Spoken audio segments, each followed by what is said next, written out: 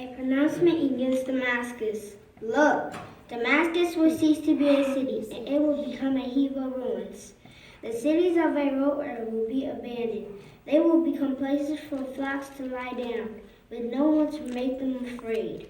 Fortified cities will disappear from Ephraim, and the kingdom from Damascus, and those remaining of Syria will be like the glory of the Israelites, declares Jehovah of armies.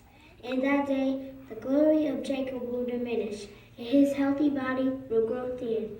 It will be as when the harvester is gathering the standing grain, and his arm harvests the ears of grain, like when one gleans grain in the valley of Rephaim.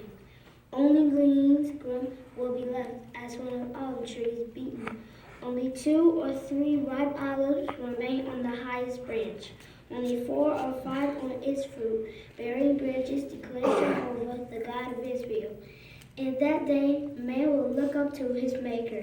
His eyes will gaze at the Holy One of Israel. He will not look to the altars, the work of his hands, and he will not gaze what his fingers have made, either the sacred posts or the incense stands. In that day, his fortress cities will become like an abandoned site in the woodland. Like a branch that was abandoned before the Israelites, it will become a wasteland. For you have forgotten the God of your salvation. You have failed to remember the rock of your fortress. That is why you plant beautiful plantations and set it with the shoot of a stranger. In the day you carefully fence in your own plantation. In the morning you make your seed sprout. But the harvest will vanish in the day of disease and incurable pain.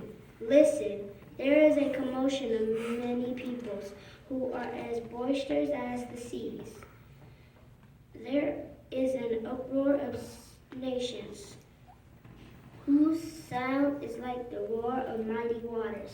The nations will make a sound like the roar of many waters. He will rebuke them, and they will flee far away, chased like the chaff of the mountains before a wind, like a whirling thistle before a storm wind. In the evening there is terror, before morning they are no more. This is the share of those pillaging us, and the lot of those plundering us.